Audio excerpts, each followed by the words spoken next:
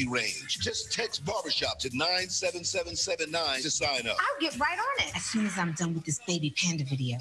Text barbershop to 97779. A message from the American Heart Association and the Ad Council. It's important to plan ahead for emergencies, like the storm. When it kicked in, we had a plan. Separated. We were able to get in touch with each other in no time. Idea how to find each other. The whole experience was the most frightening 10 hours of my life. If there's one piece of advice I'd offer other moms out there, it's to stay calm and keep to the plan. Some parents plan ahead, some don't. Make sure you know where to find your family in an emergency. Start your plan at ready.gov. Brought to you by FEMA and the Ad Council. Wherever we go, we about to bring on the positive vibe.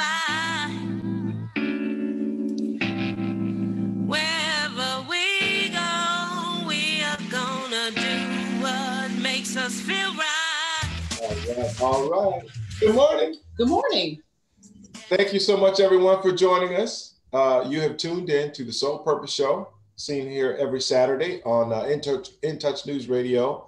YouTube, we have our own YouTube channel, and Facebook Live, we stream. You can go back and watch the show afterwards, if you will. I'm your host, Keith, and this is my lovely co-host. Hey, everybody, this is Monica.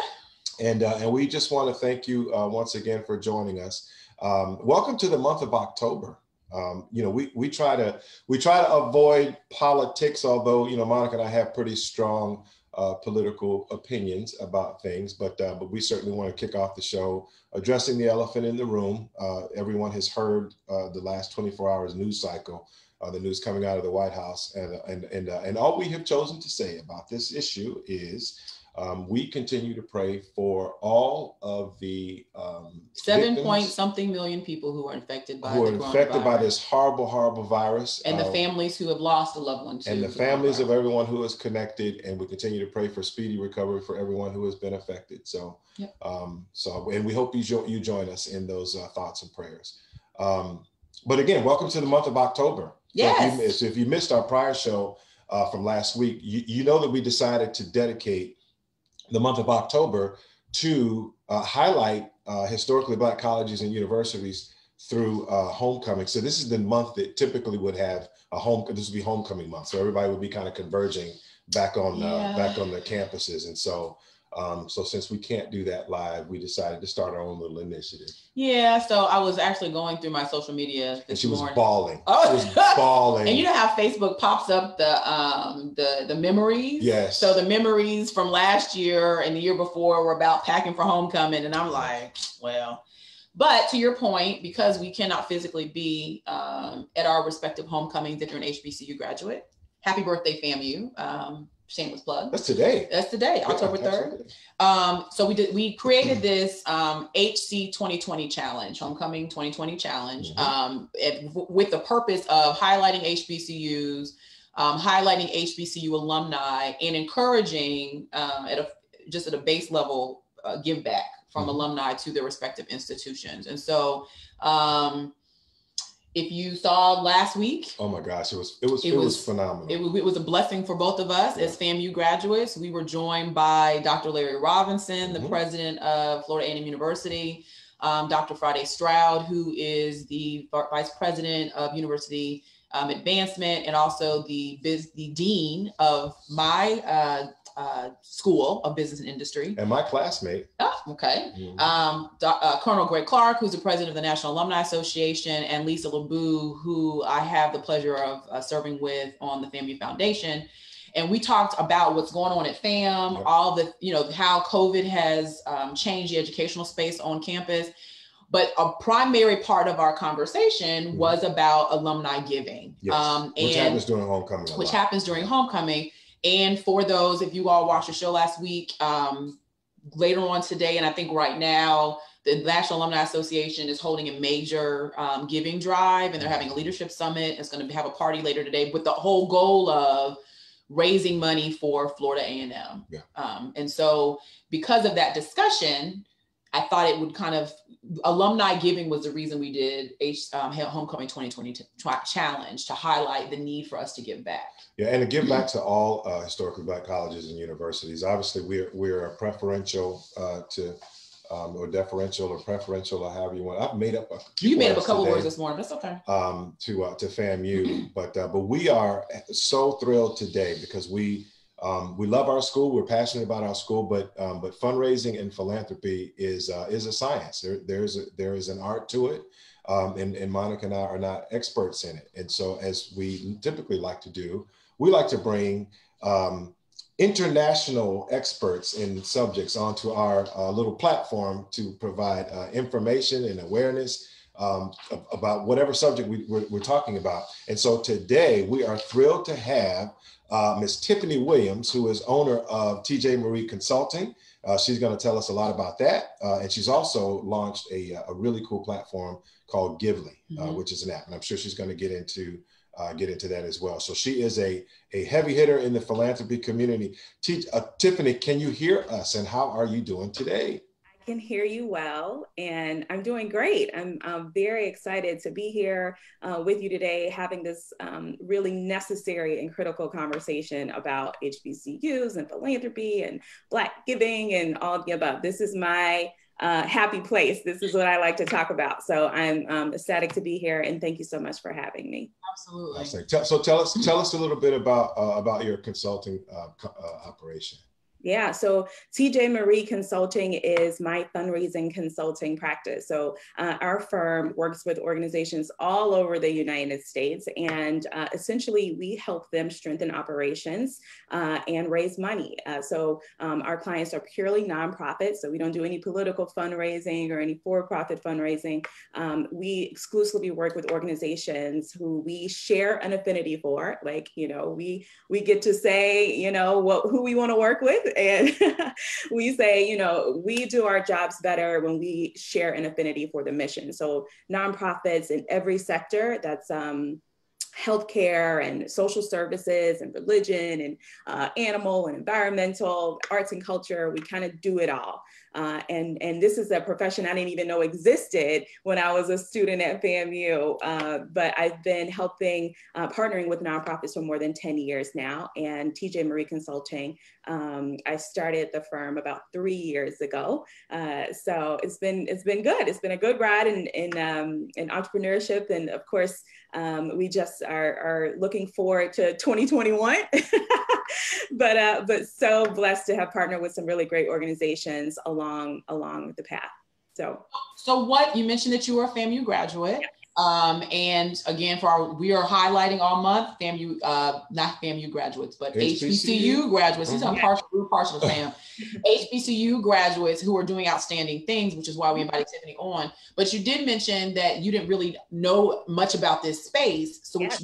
Question, what sparked your interest? Because this is not a space that we see very many of us in. No, not at all. So I, like so many people in SBI, did an internship. What does SBI mean for business and industry? Business and industry. Did an internship with a pharmaceutical company, and when I left, I joined a pharmaceutical company, and I was a drug rep, and I hated it. Some people love it. I get it. That was not me.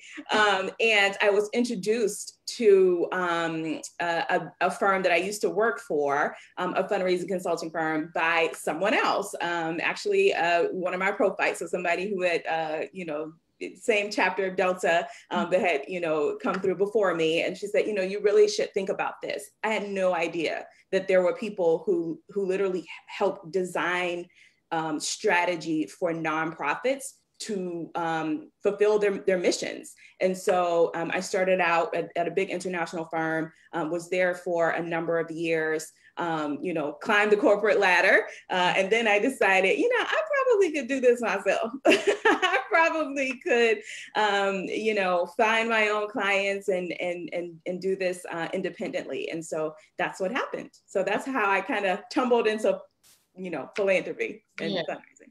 Now, you also mentioned looking forward to 2021. So let's kind of dive into a little bit of our theme today, right? Which is 2020 was a tough year for us, for all of us. There are some who would assume that because 2020 was such a tough year for us, even financially, that charitable giving is gone, like done, like there's no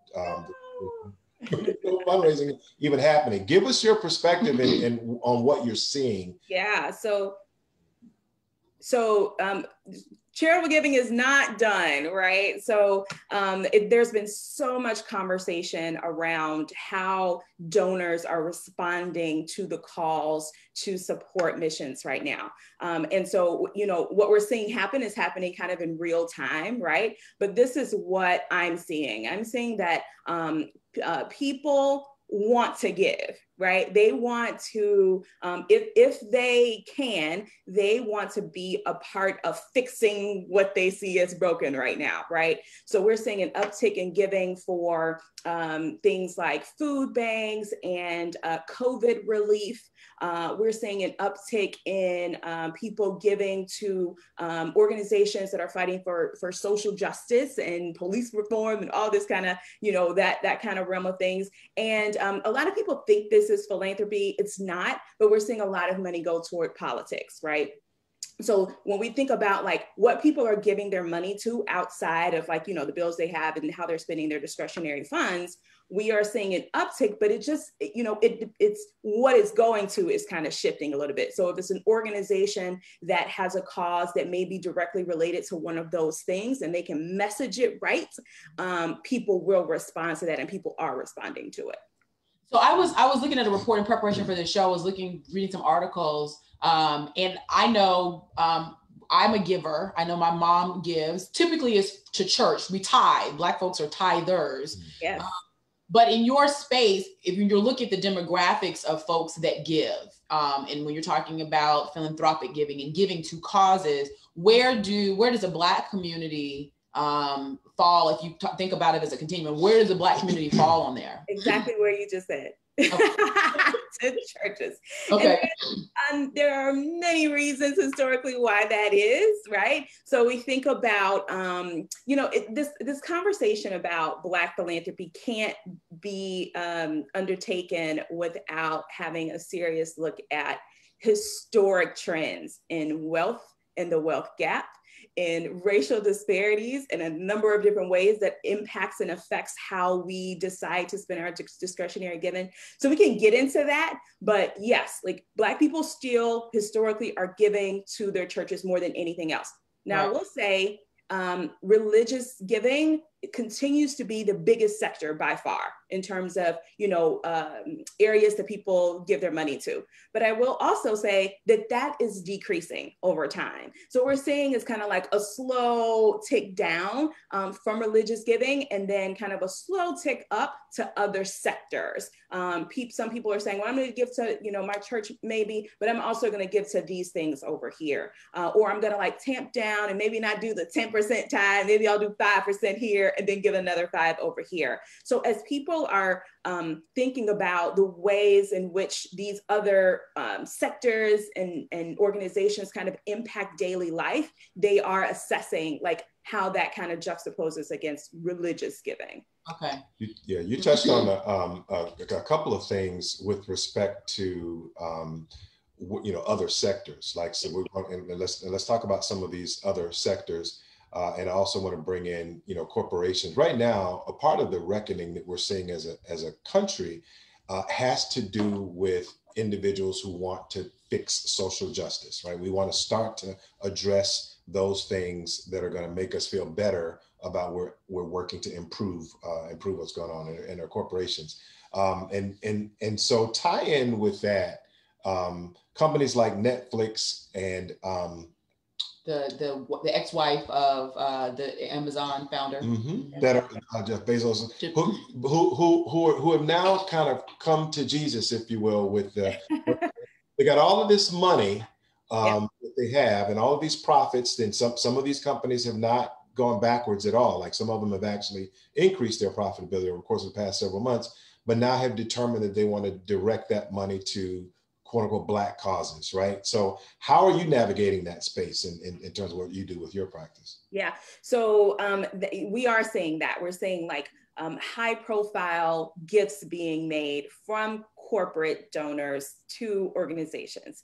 Now I'll say this has kind of many facets for me, and like this is a wait and see game because we don't know what's going to happen. But I will say that some people think that corporations give way more than they give to philanthropy. Corporate giving has remained at about 6% for decades. Oh, right? wow.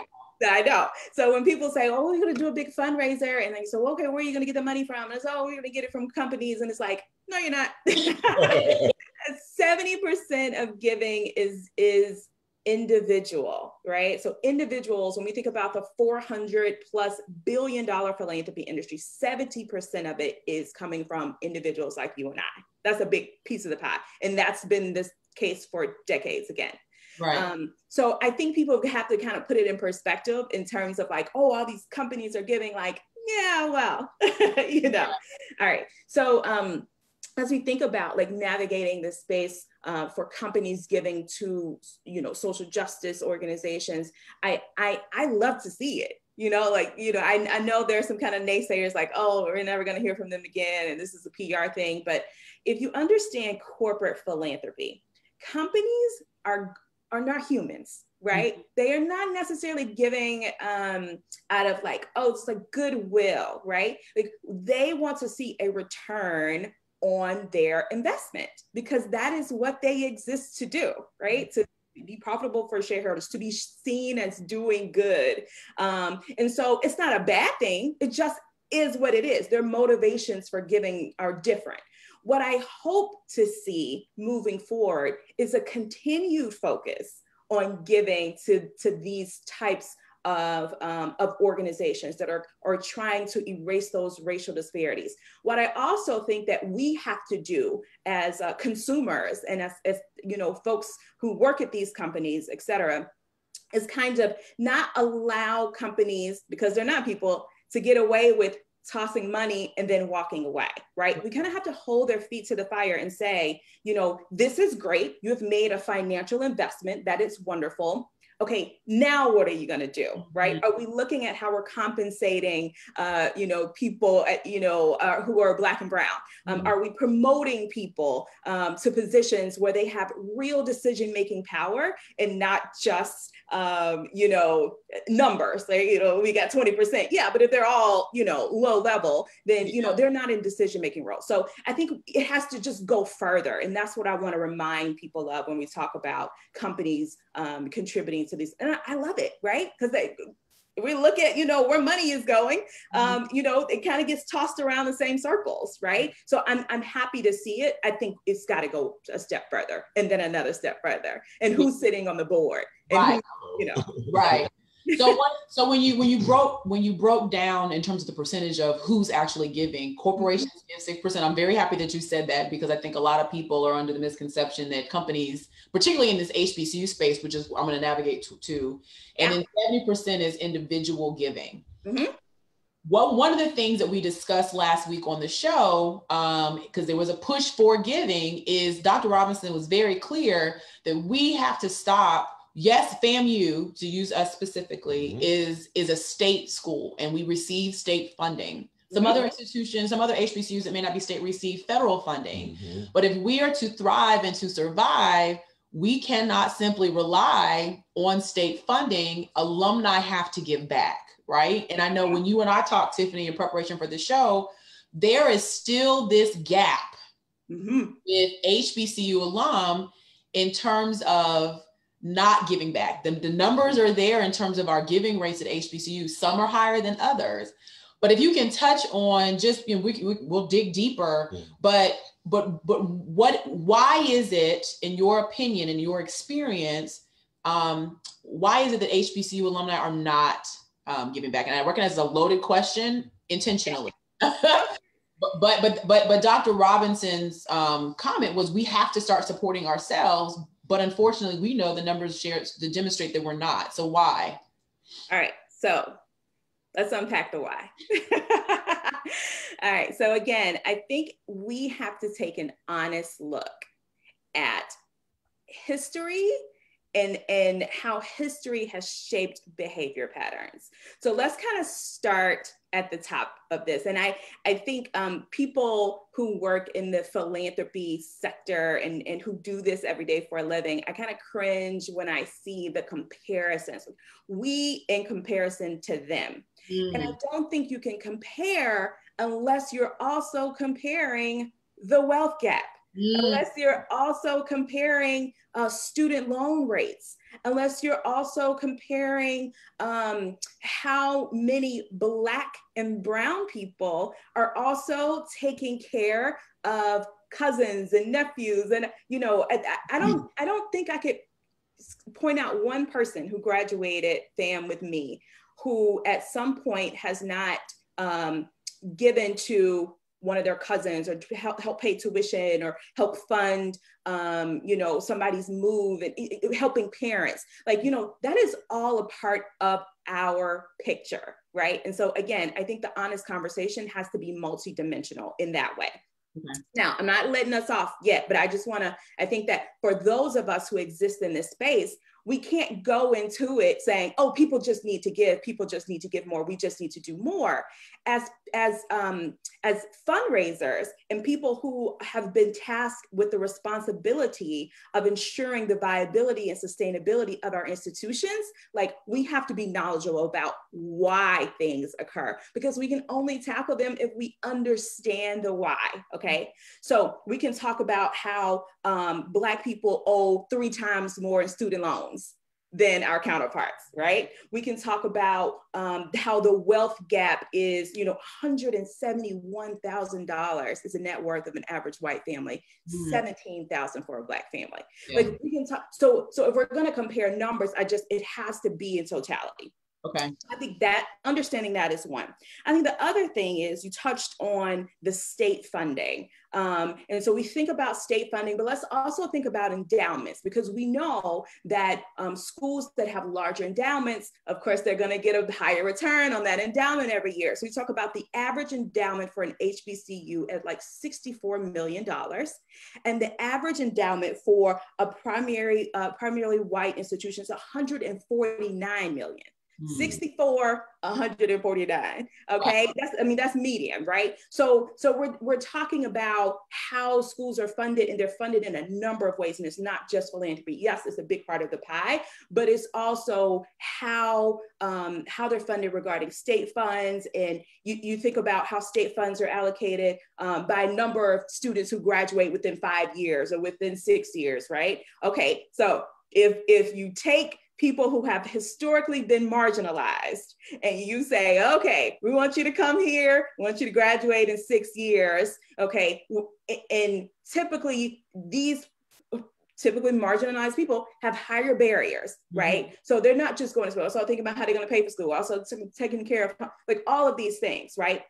So I think you have to look at the external factors, and then I think it informs how our schools must behave in terms of fundraising. So now as a fundraiser, I think it's on us, right? I think it is on us, those of us in our profession, to create strategy that understands what I just outlined, but then also speaks to how we can message the need for people to support the organization. What that means is transparency.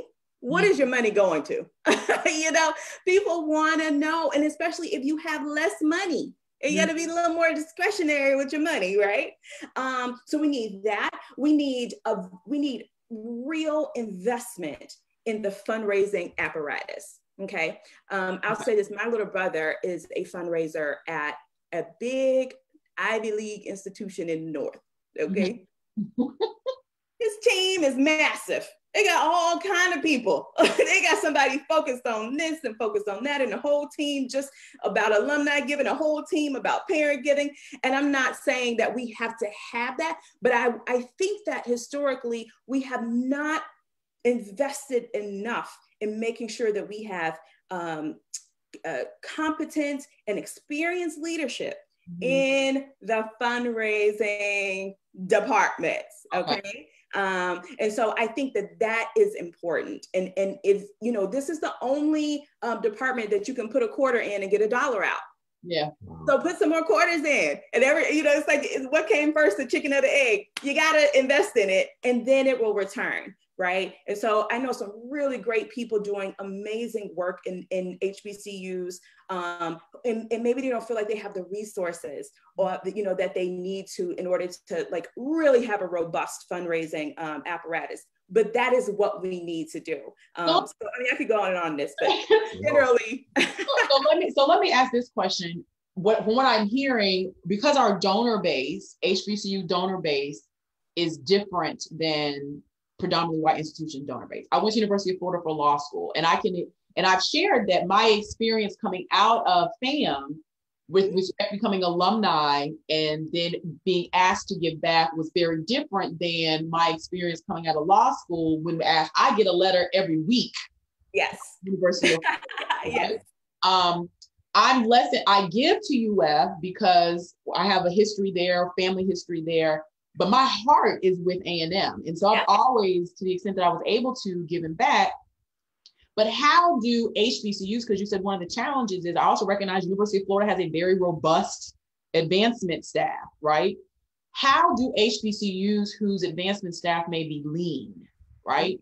How do you utilize the leanness of your staff to still try to get the benefit of reaching to alumni to encourage them to give back?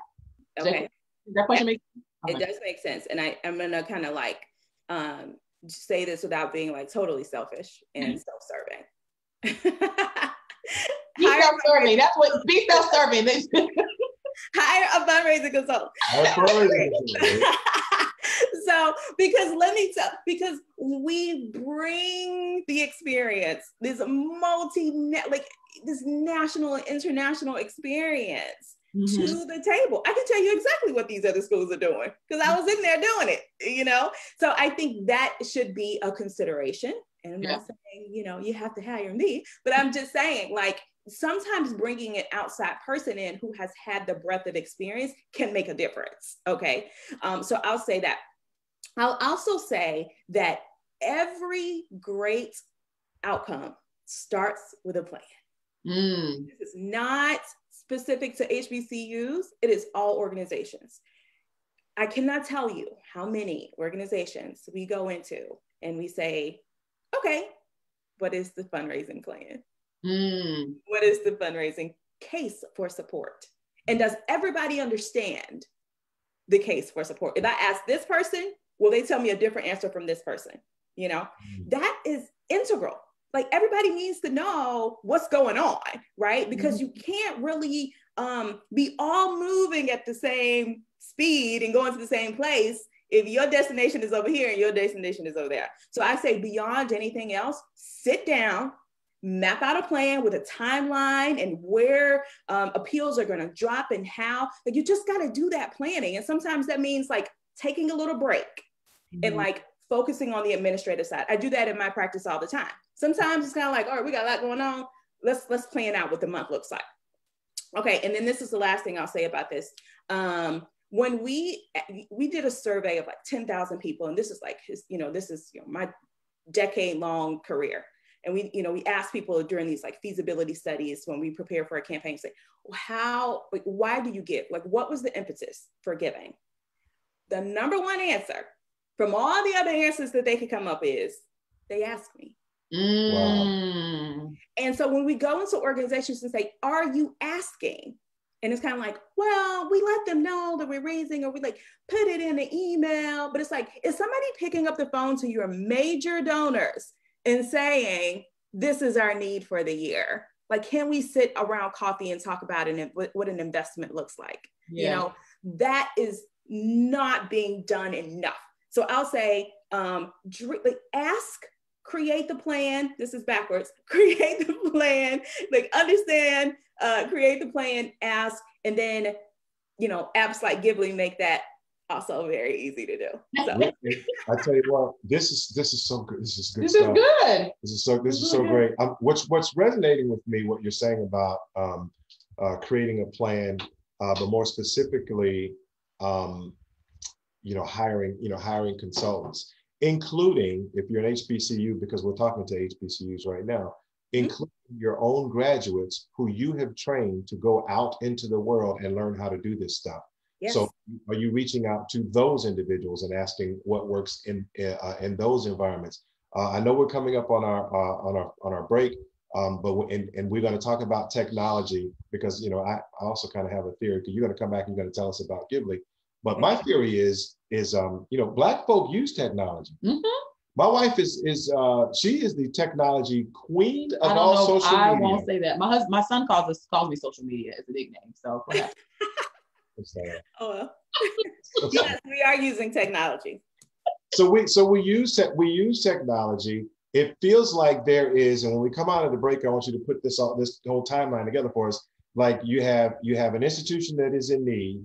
You have all of these graduates who are all on social media and now even talking to one another. Like your graduating class is talking to, all talking to each other. Homecoming, whatever the fraternities, sororities, Divine Nine. Like, so we're all talking to each other. And then we have technology solutions. Hello.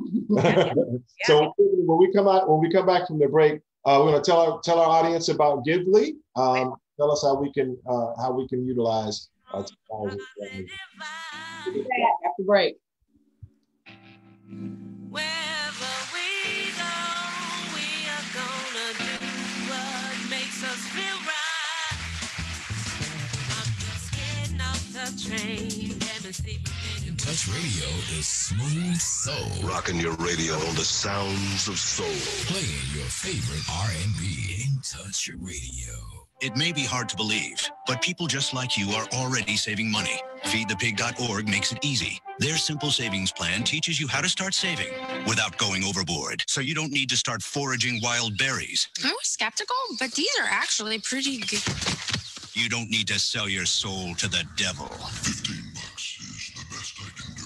You just need feedthepig.org. Don't get left behind. Get tips and tools at feedthepig.org. Brought to you by the American Institute of CPAs and the Ad Council.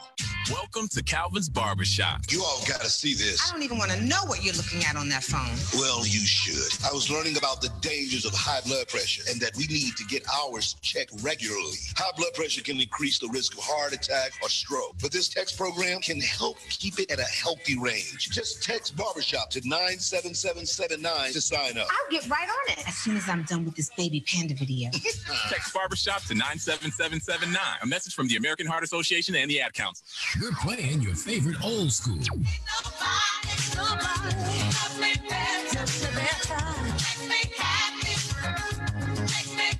Today's R&B.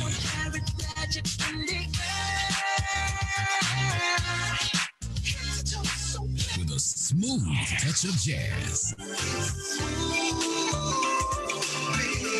You're listening to In Touch Radio. Hello, Kubo. What have you got planned for today? Come on, this way. Adventure can be found anywhere, but the best place to start is in the forest. It's the most powerful magic there is. Head outside to discover incredible animals. Wow. And beautiful plants that come together to create an unforgettable adventure.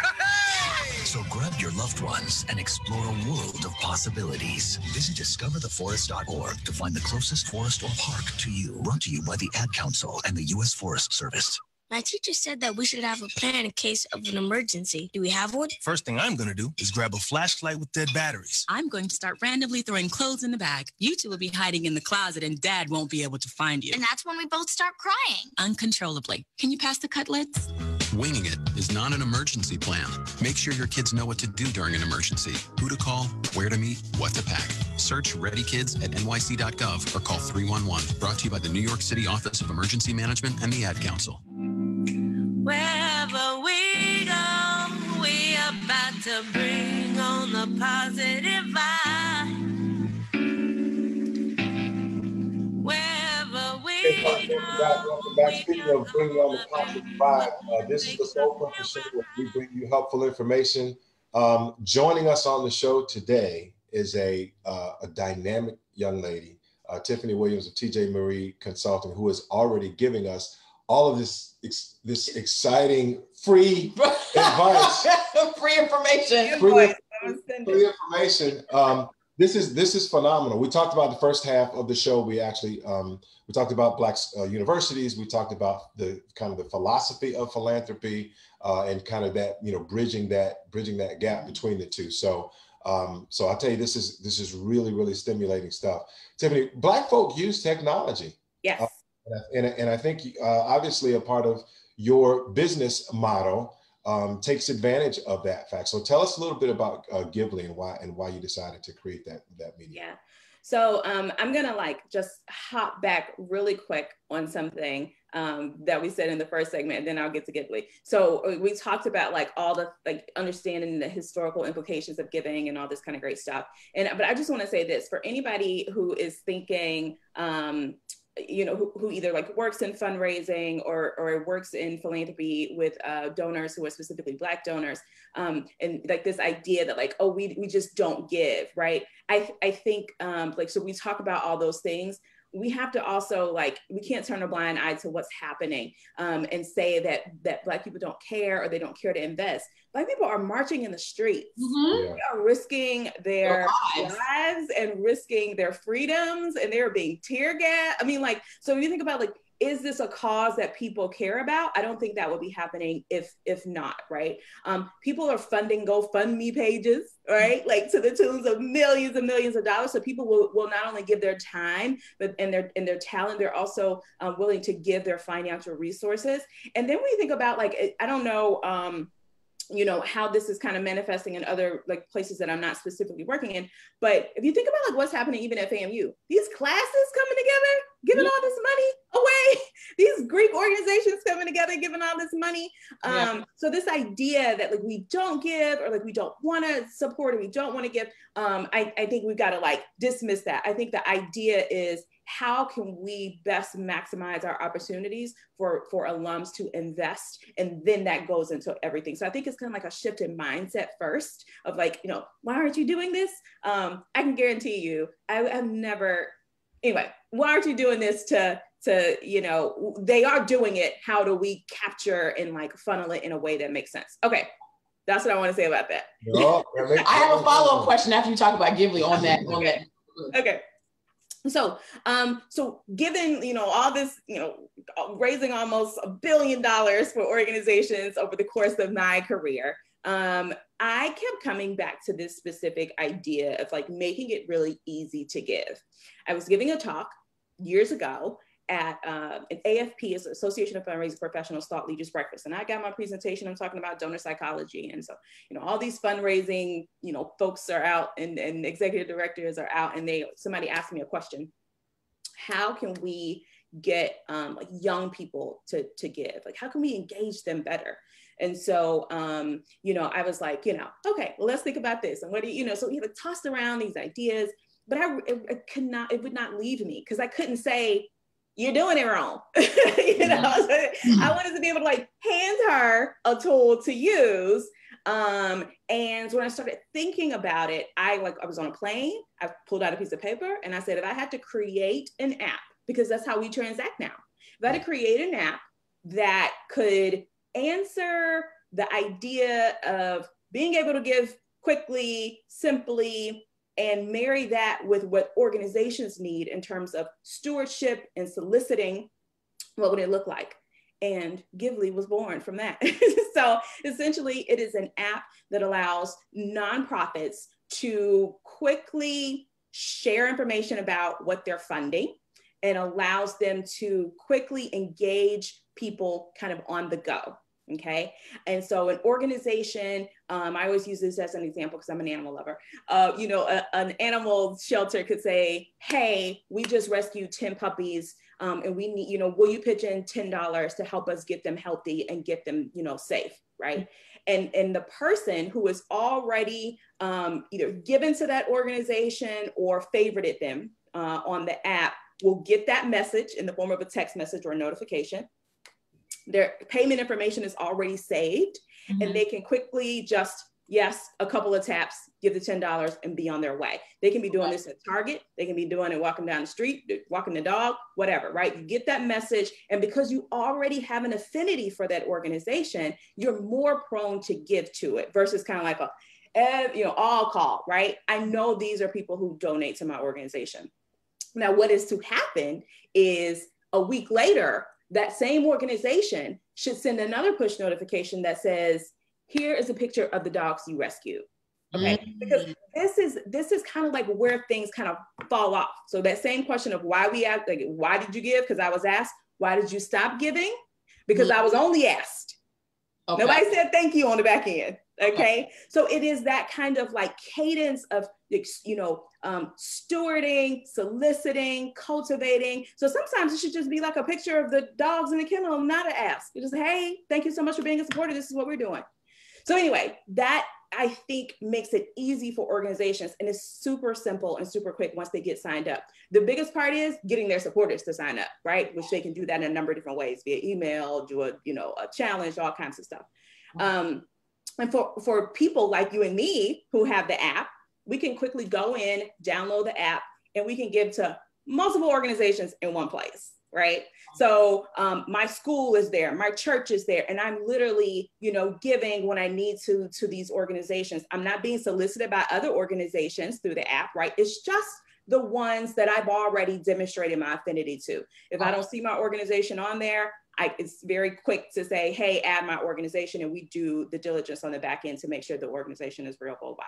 The other thing is it keeps track of what you're giving. We truly believe in intentional philanthropy with Gively.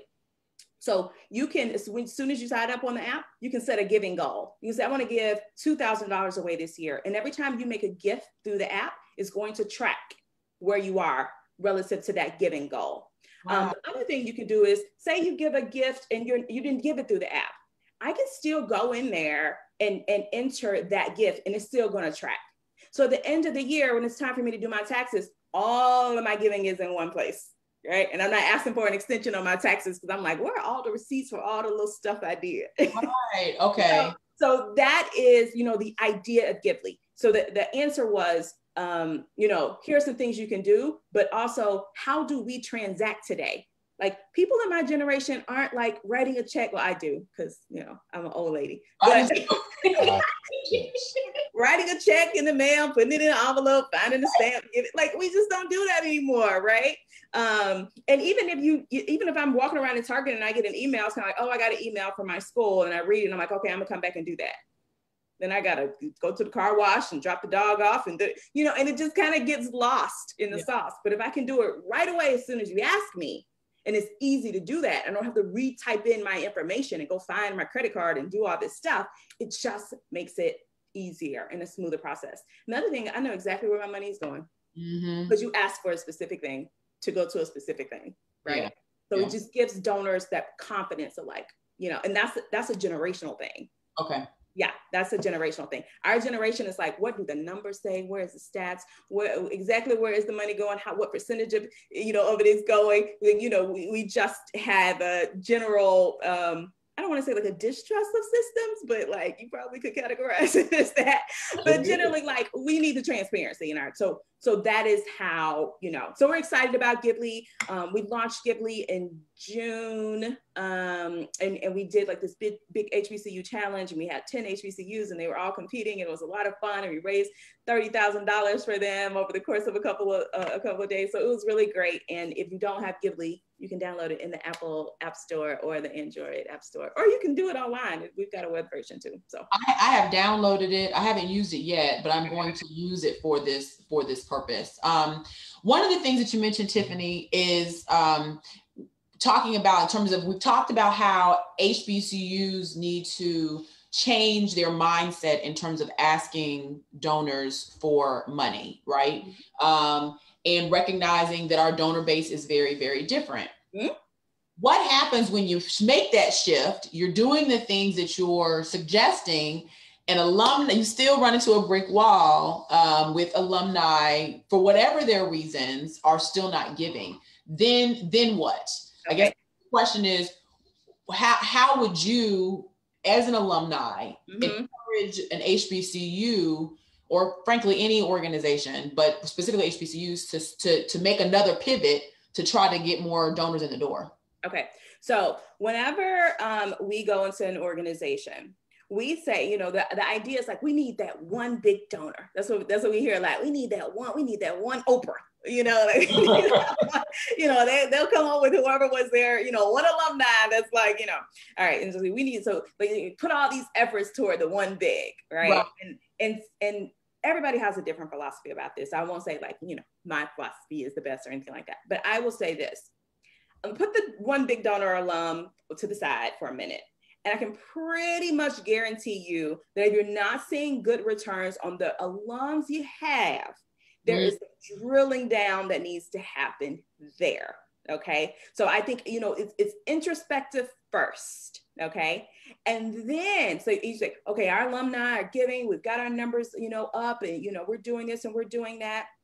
And we still aren't getting the engagement that we need. I think you not pivot, because you're always going to be doing that alumni. That's just where it's going to come from. Right.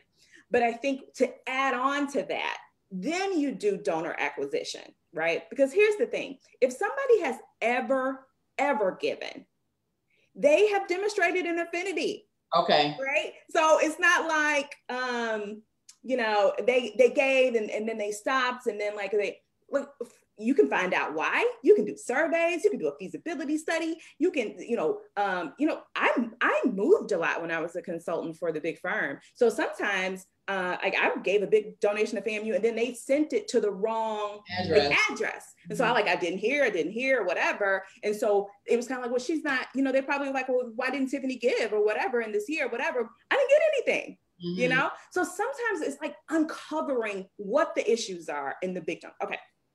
Put that to the side. Say, oh, we've done all that and we still not getting that. You didn't do it all. But those are you hired a fundraising consultant, but whatever. All right. So, but then what you do to pivot and say, okay, now we need to start acquiring new donors. There are a number of tactics that you can use.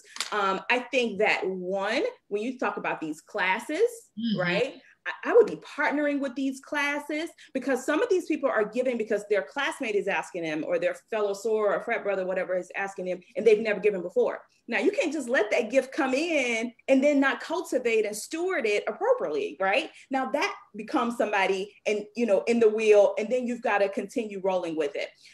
There are lots of like marketing materials that can be sent, and not just like, we get a letter in the mail and say, you know, we need some money. I think that is helpful. And I think it needs to happen, because donors are different. They want to see different things. But if you're in the city for a game, you're in the city for a recruitment event, like do some research. You can, this is a well-known secret amongst those of us who work in this industry, but I can literally look up anybody and find out exactly their net worth.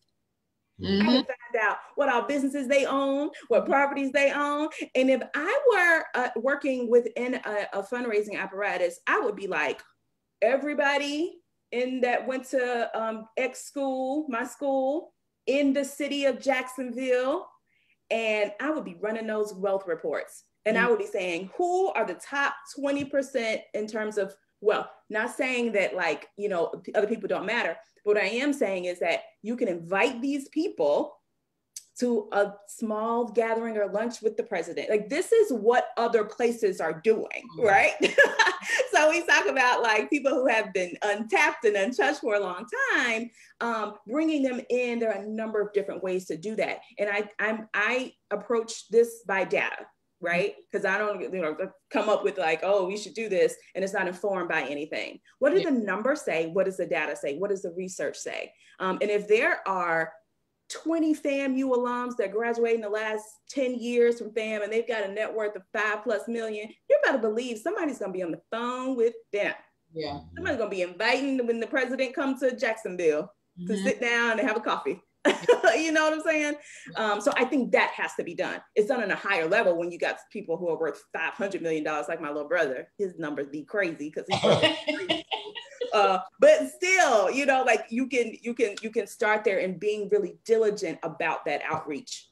And I would say, talking about the classes and speaking of FAM specifically, and I'll share this with other HBCU alum who are interested in trying to raise money for their institutions.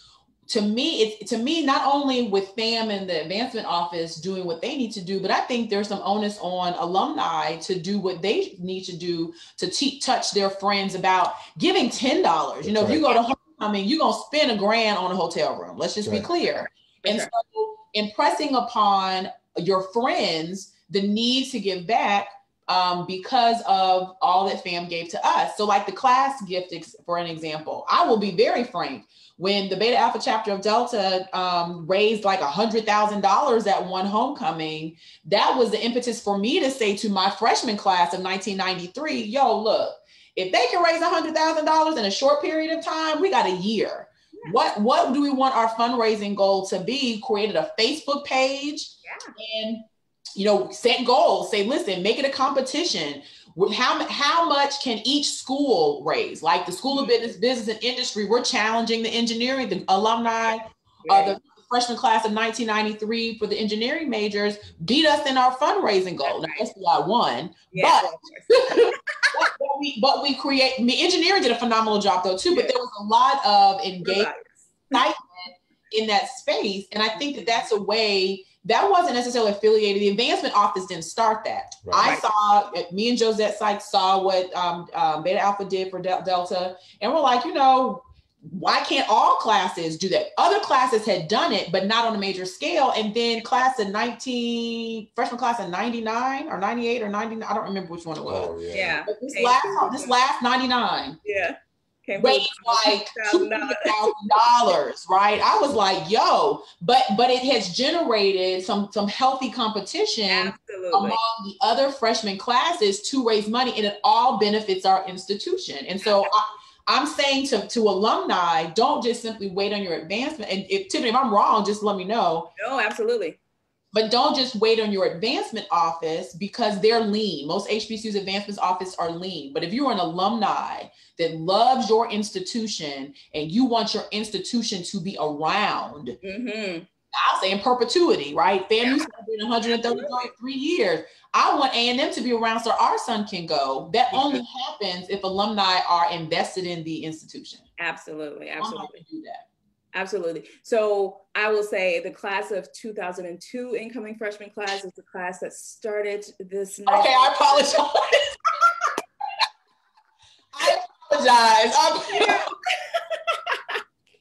But I 100% agree with you. And I think that, you know, that goes again to this idea of like, do people want to give? Absolutely. Because we're seeing it happen. We're seeing people kind of like, just like you just said, like look at something else and be like, oh, we should do this and start creating pages and organizing and doing all this kind of stuff. Like we are innovators. Like we have made things happen out of the clear blue sky, you know, like historic, that's in our genes, that's in our blood.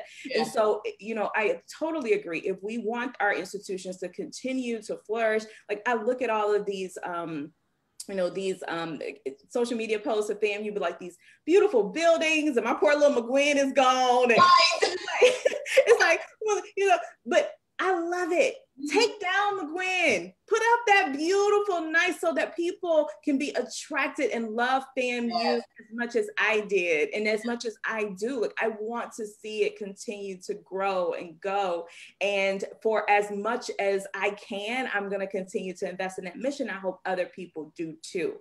I think it's like a all hands on approach. Like there's no, people can do it. The fundraising teams can do it. The, you know, companies can do it. The foundations can do it. The very, very rich people can get, you know, but it's all hands on deck, right? We need it all in order to get these endowment numbers and get the, you know, be able to ensure the sustainability of our organizations and our schools. This is good stuff. I know that with our time left, I want to ask a question and then also give you an opportunity to kind of share with our viewers why Gively is different, right? Because there's a lot of fundraising platforms out there.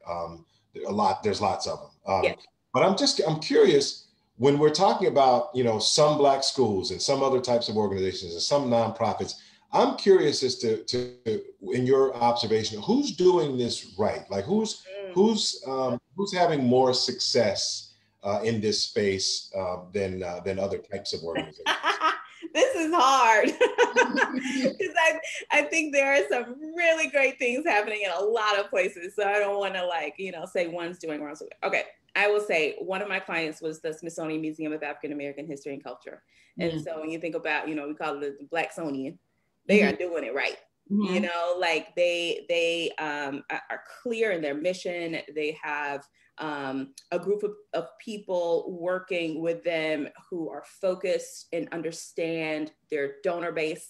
They understand how all the systems work together to create, an annual fund that happens in the way it should. Like there are a number of different things. I will say, for those of us who kind of like talk around in HBCU giving, I think Spelman does a great job. If you look at, just like take a look at their roster.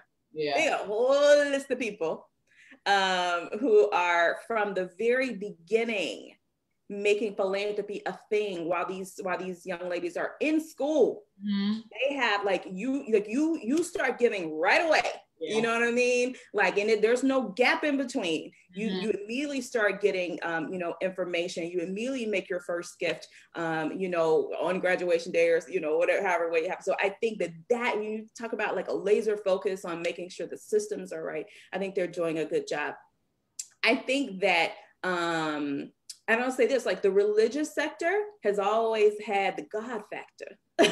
So even if they didn't have like a whole apparatus, they got a big, God said so, People go to hell. Right. So, I mean, they have that on their side. But I will say that anytime these big churches, these diocesan clients get ready to start doing fundraising, they call in consultants. You want to raise a couple $100 million, they get us in there. So they recognize the limitations that they have, and they recognize that bringing in experts are going to get them the type of financial backing they need to be able to do what they need to do. So there are some organizations doing this really well. I can't name them all, but when I go, and if you've got a clear plan, if I can go around the office and say, what is the case? What is the case? What is the case? If I've got a very engaged board who sees it as their responsibility to bring donors to the table, to help do fundraising, to do all of that.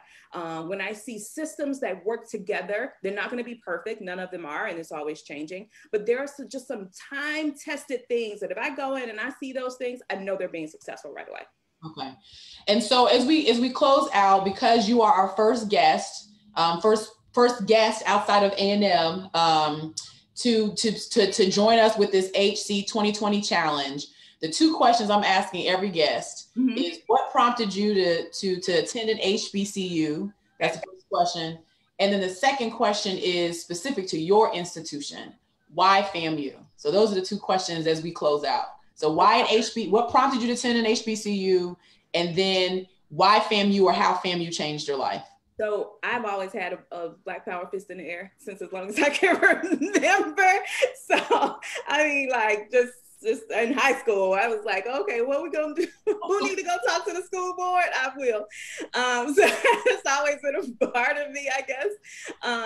My mom went to Jackson State, so HBCU was in my blood. I remember going to the games and seeing Jackson State play Alcorn. It was just, there's something in it, And then, so my top choices were always HBCUs. I never even seriously considered going to any other, no primary white institutions. That was just, what I valued and wanted to do. All right. So, why FAMU? My godbrother went to FAM. I knew nothing about FAM, but I was like one of these like little, like these little brainiac kids who's like, I had my little spreadsheet when I was like 13, and I was like, this school, and I would go on the websites. And I remember when my very first email address, like AOL, was like Rattler Chick 906. And it was before I was even a Rattler. Like I just knew. And there was something about it I was drawn to. And from I think 7th grade on, I was like, I'm going to FAMU. And it's because I'm from Mississippi. Right. So people are like, okay, like everybody says they're going off somewhere when they're young, but I was like, oh no, I'm on my way to FAMU, so that, and then I wanted to be a Delta from when I was young too. And I down the baddest, and I was like, it's over. All schools, it's over. I'm going there and I'm doing that. So that's why. And then I knew I wanted to major in business, and they had the 5-year MBA program, so I could get my master's degree, I can get my undergrad. It all worked out. So FAMU was it for me, and it was one of the best decisions I've ever made. And was that both your questions? That was it. So as we close out, Tiffany, tell our viewers, maybe there's a why kind of mixed in there as well, but tell them how can we get a hold of you if we want to take advantage of all of the information that you've provided. I know that you've got a fantastic team that you put together as well. Tell our viewers how to take advantage of TJ Marie Consulting. All right, so let me just say this real quick, and then we get like 30 seconds. So you asked what made Gively different from the other platforms that are out there. So you can get to all your organizations in one place. That's pretty different. The other ones, you know, there are a lot of great things out there, really just kind of like what works best for you. But if you were to say, this is an organization that, or a platform that prioritizes donor engagement, not just donor giving, but engagement, where we can talk to you and you can talk back to us. There are messaging features in-app, out of app, you know, like all of that, like Gively is the only one that does that. So let's with that.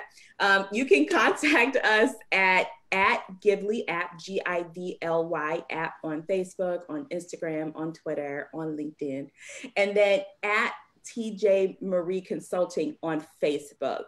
And on LinkedIn, and then TJ Marie, MARIE consulting.com is our website, and givlyapp.com is the website for Gively, GIVLYAPP.com. So that's how you can find us. Thank you. We'll put all that information on our Soul Purpose page. Tiffany, thank you so much for joining us. Thank you so much for joining us.